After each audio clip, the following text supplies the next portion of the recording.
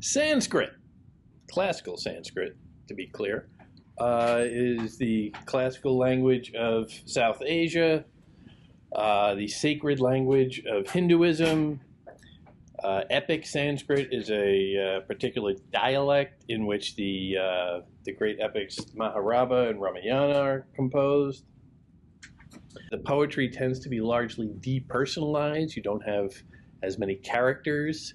There are some of the selections that we have here, poetry from plays, which are just the dialogue of characters, but it is all of it, I would say, is offered up as a kind of, this is not just my perspective, this is some kind of timeless and universal truth. And within that, you do get an awful lot of, I would say, individuality and personality that comes pulsing through the individual examples. Bartrari, the first one in the selection, comes from the 5th century. Really a very sophisticated poet, where you get a great sense of the individual image that he squeezes so much into and squeezes so much out of, quite frankly, and also the broad structure of the poem, playing with things in the way all of the images are stitched together. Look at the first one in the collection we have. I haven't been the cloud that brings the rain of riches to fields parched by lack of money. I haven't been the powerful storm that devastates a mountain range of enemies. I haven't been the bee that buzzes around the lotus faces of sweet-eyed young women. I've only been the axe that cuts my mother's youth in two. Oof. There's some stuff going on there. Notably, I think the most immediate reaction is, that's quite the Mother's Day card. The axe that cut my mother's youth in two. That remarkable sense of guilt. Again, the social pressure of guilt on the individual. He feels not only that social pressure of guilt, but also an individualized sense of guilt. Obviously a guilt towards her. His birth was perhaps, most births are, somewhat violent, dramatic, and life-changing events in a young woman's life. And the sense of everything that comes before it is a kind of sense of failure or resignation. I'm not sure exactly how you want to do that. I haven't been the cloud that brings a rain of riches. I haven't made a lot of money. Not that kind of sun. I haven't been the powerful storm that devastates a mountain range of enemies. I'm not a great soldier. I haven't brought honor or great distinction to my family name. I haven't been the bee that buzzes around the lotus faces of sweet-eyed young women. I haven't even given my mom her granddaughter or grandson that she wants so bad. But I've just been a negative. My most dramatic accomplishment in this life is to destroy the life of the woman who gave me mine.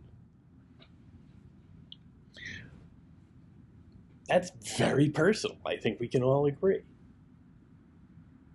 And you would think, wow, this kind of authenticity, that's so raw, right? But it's not raw. And you can make arguments about what authentic means, but this is a highly structured, highly formalized little poem. Look at it. It is all one sentence. All of that is packed into a single sentence. There is one period in this poem, it comes at the end. Now again, translation and transliteration, complicated things, but here we do have lines ending in semicolons and a dash before you get to the period. That is inarguable punctuation. Notice the escalation, I would say. I haven't been a cloud that brings a rain of riches. That's big. A cloud is big, right? Then I haven't been a powerful storm. Well, a storm is usually many clouds, so that's bigger. And then I haven't been a bee. Well, a bee is tiny. So we're going from big to bigger, and that's tiny. Tiny. And then marginally bigger for the axe. So just that sense of contrast. Big, bigger, tiny, a little bigger. Always shifting gears. The natural imagery, I think, is also significant. The first three are all nature. A cloud, a storm, a bee. Signs of nature. Until that final one, which is not nature. An axe, aside from you want to get into the materials, not nature. It is a sign of civilization, a sign of culture. You have an axe, you can cut down nature to build stuff. It's that twist at the end also. That trajectory of nature, nature, nature, twist! Anti-nature at the end.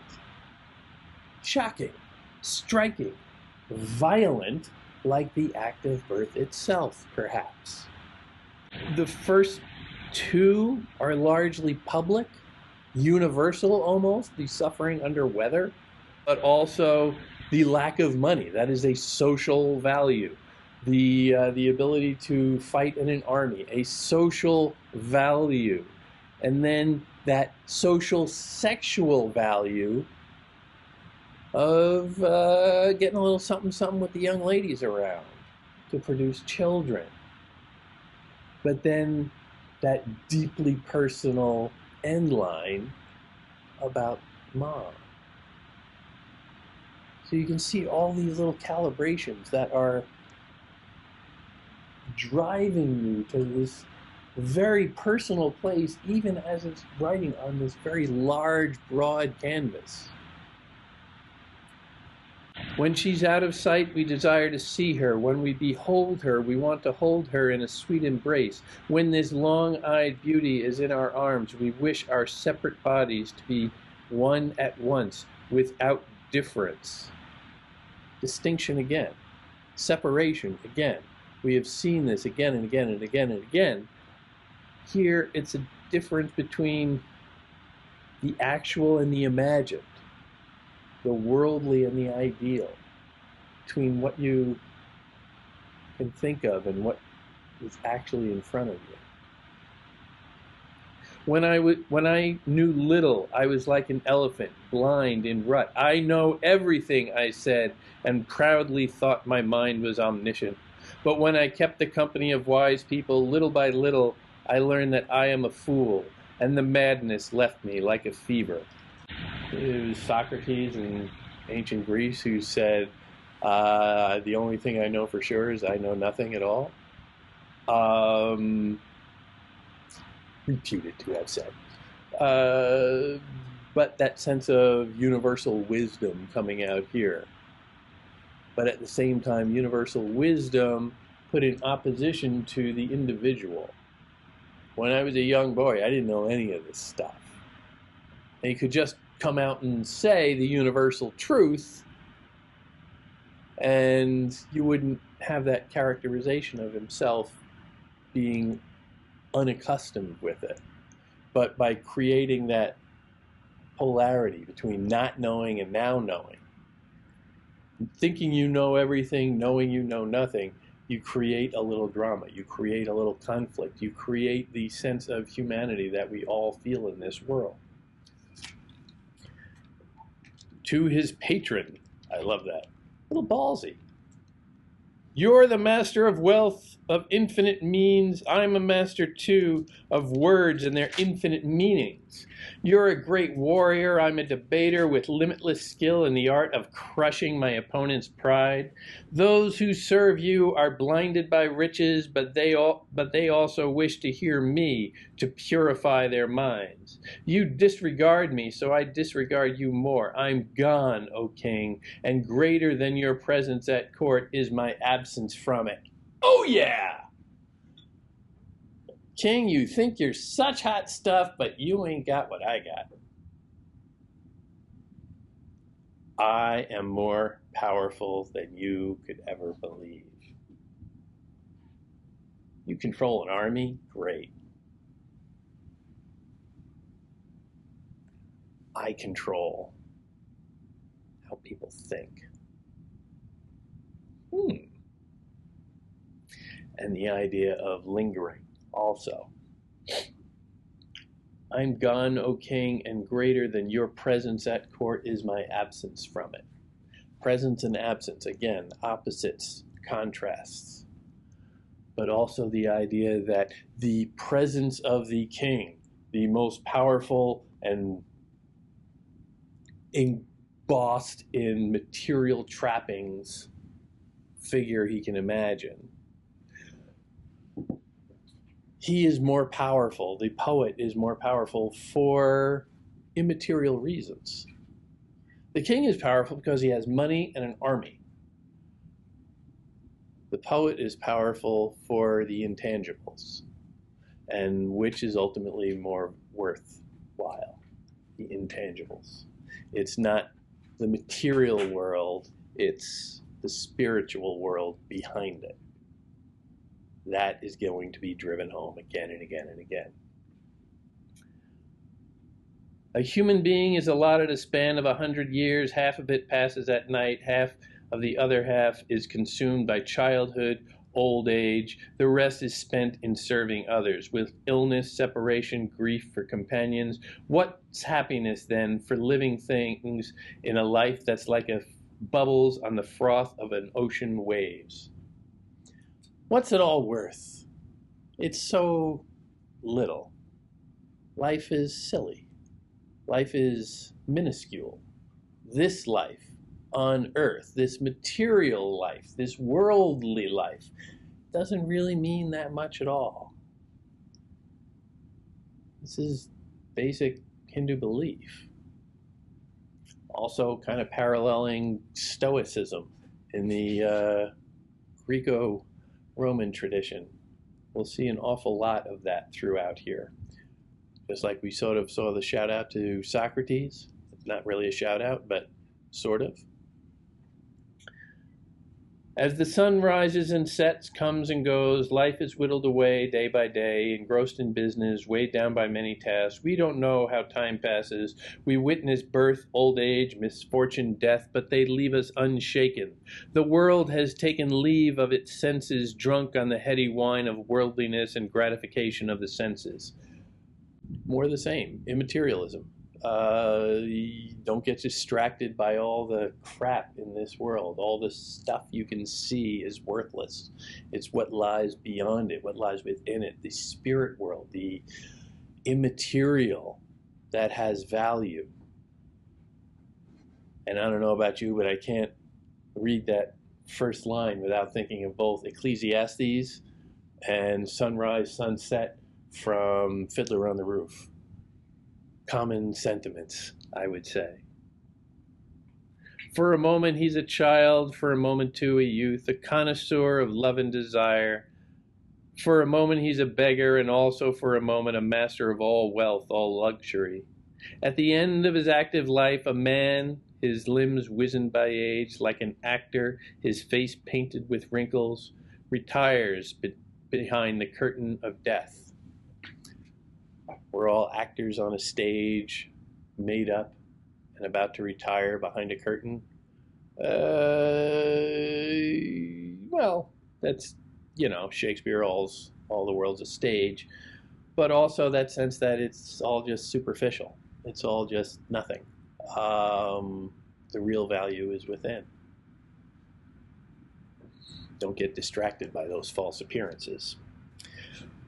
The three women poets we have, we don't really know anything about them. Details are kind of irrelevant. But I would say it's curious that in this, and we have some substantial bodies of poetry from these figures, whether or not they were real people or multiple at all. But curious to me is how the three examples we have all revolve around sex in one form or another. You can say that, well, okay, women are associated with sex, with their procreational abilities, sexual gratification, talents, all of that, for men, and that is their general character in much of ancient literature. You can make that argument. But the character of these examples, I think, leads you to a much subtler and less exploitive understanding of it. As he came to bed, the knot fell open of itself, the dress held only somehow to my hips by the strands of the loosened girdle. So much I know, my dear.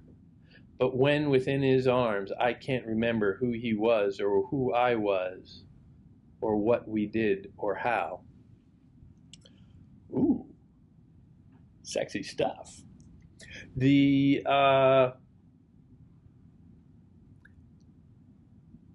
ecstasy of it, I think, is significant because it is a kind of divine moment. This kind of ecstatic moment that is detached from common things, worldly concern. She's not worried. She's not particularly concerned at this moment of, like we heard before, well, the neighbors might hear. That's just not there. She is one with that moment, completely within it, and experiencing it to the full. But also, again, look at the form, how this is told in images. This is not necessarily some girl just coming out and saying, yeah, we're gonna get nasty. As he came to bed, the knot fell open of itself. The knot. I'm thinking the knot of clothing. Could be many other things, but I'm not going to get too into that. The dress held only somehow to my hips by the strands of a loosened girdle. This is being told in very specific images. We're not told that, okay, and then I started to get undressed, and my husband looked at me appreciatively, and I looked at him appreciatively, and we generally concurred that things were going to get stanky. So much I know, my dear, but when within his arms, I can't remember who he was or who I was or what we did or how. This very specific moment, this very intimate moment is made very real in the words. And these very selective images, like the knot that's holding her dress together. I like also how it begins where they are separate and where the images are separate. As he came to bed, the knot fell open of itself. The dress held only somehow to my hips by the strands of the loosened girdle. There's a lot of nouns in there. Individualized, particularized nouns. But then in the second half, things start to blur. So much I know, my dear, but when within his arms, I can't remember who I was or who he was or who I was or what we did or how, and everything is sort of conjoined at that point. And there is no one or the other. It is all intertwined. entwined. The next one, at first our bodies knew a perfect oneness, but then grew two with you as lover, and I, unhappy I, the loved. Now you are husband, I the wife. What's left except of this my life? Too hard to break, to reap the bitter fruit, your broken faith. A little bit further down the line, perhaps, of this relationship, and you get infidelity and that sense of betrayal. So it is still a sexual connotation. At first, our bodies knew a perfect oneness, but instead of, as in the last one, a coming together, this is a cleaving apart. Question? Yeah, I'm curious how it's going that before it's implying that they were not married, and now the problems arise when they're married. Maybe. Like the older one that we did previously, the first ones, everything was cool before they got married. Here, well, remember that these two poems that we just read are by different authors. Oh, they're different? Yeah. So it's not necessarily one continuous thing. These are different snapshots of different lives. But you can see that both are concerned with the general dynamic of, honestly, a sexual relationship within an emotional relationship, a physical and spiritual or personal or intimate or however you want to count it. But again, that sort of opposition of the two. And then we get, good neighbor wife, I beg you to keep your eye upon my house a moment. The baby's father hates to drink the tasteless water from the well. Better I go then, though alone, to the river bank, dark with tamala trees and thick with canes, which with their sharp and broken stems may scratch my breast. This is, you know, a housewife saying, hey, neighbor, just keep an eye on things here. I'll be back. I'm going to skip out to the bushes. And don't mind me if I come back and have a few scratches. These things happen.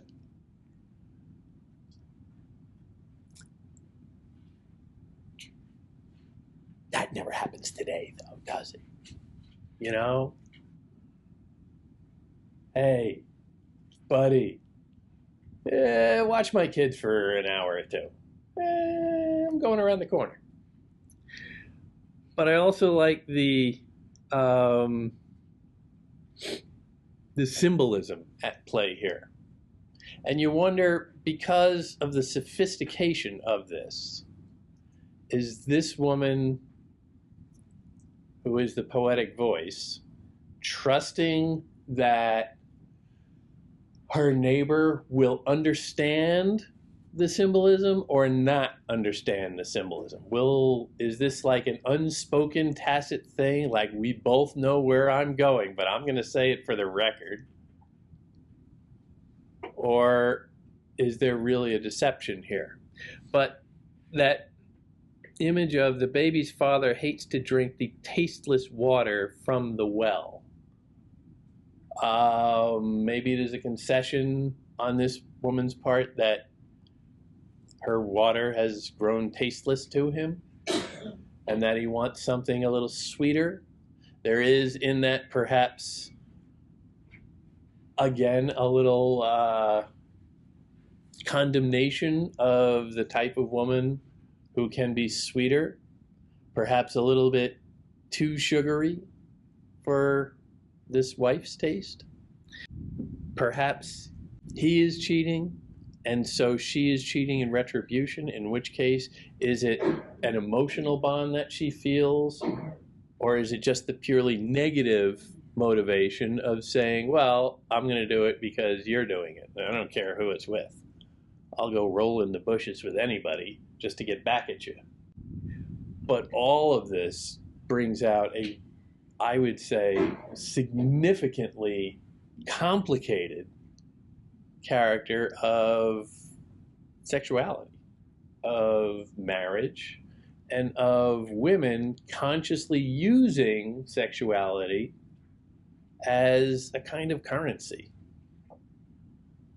They don't have a lot of power in this world at that time, and so they are using what power they have and appreciating it and writing about it as if it's any other human, cultural, or individual phenomena.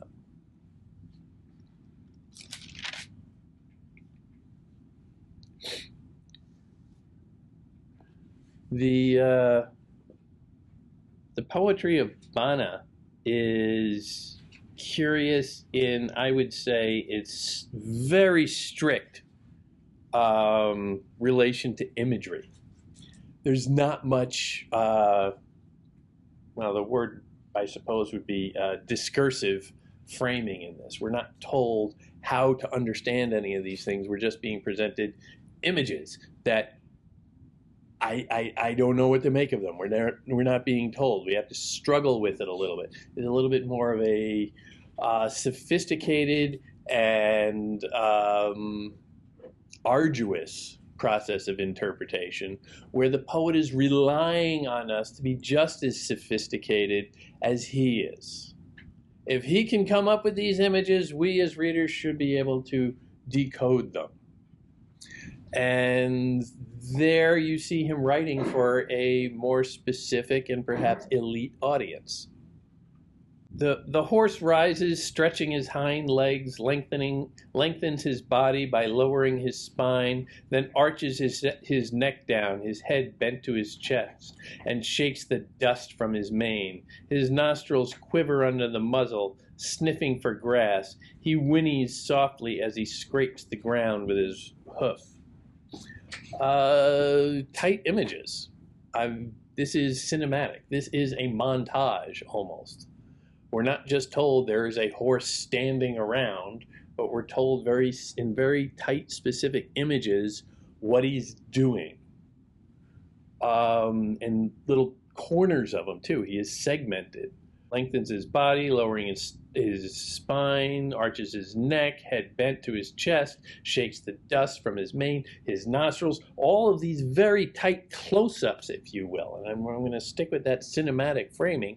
All of these very tight close-ups are being stitched together, edited together to produce some form of meaning. And that meaning, I would say, is an image of hunger. The horse is sitting around. He is searching for grass. There is no grass. His mane is dusty. It is a way of saying nature's kind of leaving us out in the cold here. We don't have enough to eat because the horses don't have enough to eat. If the horse is picking for a little blade of grass here or there, what are crops really likely to have? The power of nature in two images, both in the surrounding nature around you and the natural image of the horse within it, and that opposition between them, the powerful and the weak. The puff of smoke from the forest fire, black as the shoulder of a young buffalo, curls slightly, spreads, is broken for a moment, falls, then gathers its power gracefully, and rising thick, it slowly lays upon the sky its transient ornaments. Once again, tight images laid out in a kind of montage. This more of an image of beauty and destruction, a forest fire. Nature is dangerous. Nature provides, but nature can destroy as well. The suffering that is imposed, I would say, is significant. But within that is also moments of terrible beauty. It gathers its power gracefully, and rising thick, it slowly lays upon the sky its transient ornaments. It's horrifyingly destructive, but there's something kind of beautiful about it. Nature is that way. At evening, having warmed himself to heart's content before the public fire, nor minded how he scorched his rag, he then lies down to sleep on straw within the village shrine. But the wind blows wet with sleep. His shivering soon wakes him, for his half a cloak is old and cold and full of holes. He moans, huddling from one corner to the next. It's a beggar. He's homeless. He is sleeping on straw within the village shrine, possibly a transient, possibly a pilgrim. He is there at a shrine, not just a park bench, if you will. He is there for spiritual reasons and is suffering physical torment for them. Nature is again an opposition force. Nature is again threatening, but he is enduring. He is he is within nature, even in opposition to it. He is shivering against the cold, but he's still out in the cold. The public fire can help keep him warm slightly. Society, civilization can help keep back the forces of nature, the destruction of nature, but he is still ultimately vulnerable.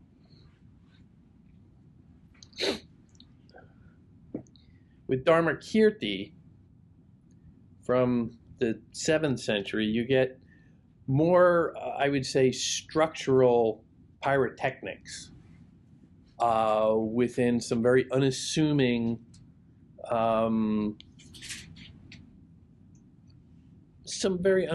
little lines. Your union with your lover will be very brief, like a dream or a magical illusion, and will end in distaste. I reflect on these truths 100 times, but my heart can't forget that girl with the eyes of a gazelle. It's a little confusing. Yeah, I don't know what the hell it means. But, well, just look at it a little. Your union with your lover, happy, will be very brief, sad. Like a dream, happy. Or a magical illusion, troubling. And it will end in distaste, sad. This poem needs some Prozac. It's all over the place. I reflect on these truths 100 times, accepting the turbulence, let's say. But my heart can't forget that girl with the eyes of a gazelle. Girl, gazelle, nature, okay, we got that. That's kind of easy. But after the turbulence of that first line, where it's good, it's bad, it's good, it's bad, it's good, it's bad, the poem sort of settles out and finds a homeostasis, and the sentiment lingers. Doesn't remember the turbulence, he only remembers the eyes. And isn't that kind of, I don't know, everyone's first love story? Where you're not sure of anything, how that person feels about you, how you feel about that person, how everybody else feels about you as a couple. Can we do this? Can we do that? Oh my God, what is he saying? What is she saying? What do you hear? What could it be? What could it be? All that goes away. All that stuff drifts off. But what you're left with is something within all of that that probably attracted you in the first place, whether you knew it or not, and that is some indefinable truth. In this case, her eyes that remind you of a gazelle's. That little spark of beauty within all of the turbulence of the world that stays with you. Never ask the wicked for favors, never to borrow from a friend of meager means, to be kind and loving in disposition, just in action, not to play foul even at the hour of death, to stand upright in misfortune, to follow in the footsteps of the great. It's hard to do this, as hard as it is to walk on a sword's edge. But good folks don't need a sermon about it. This very formal, structured, neither a borrower nor a lender be, sorry to go to Shakespeare again, kind of rigid social advice, moralistic, paternalistic, stuffy. And then, who can really do that? Throwing it out the window. That little spark of humanity at the end within the very rigid structure of civilization at the beginning.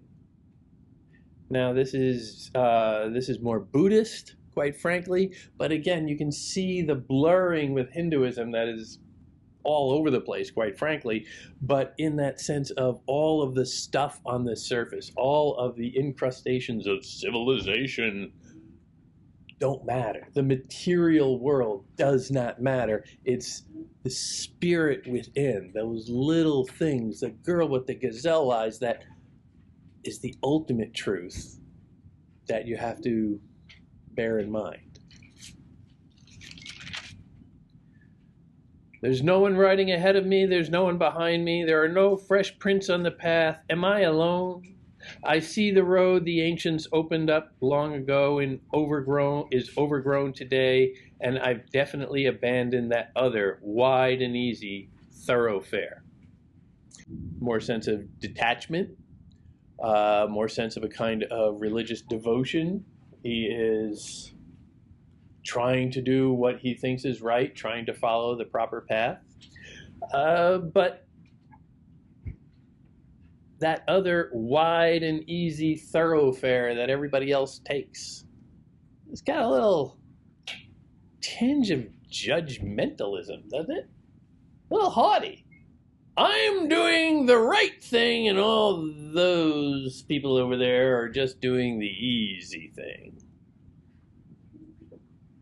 So he is perhaps the more pious than the crowd, but by indulging in the ego of supremacy and saying, I am the most pious, I am the most humble, I am the most humble person you'll ever meet, you are in fact betraying your own values.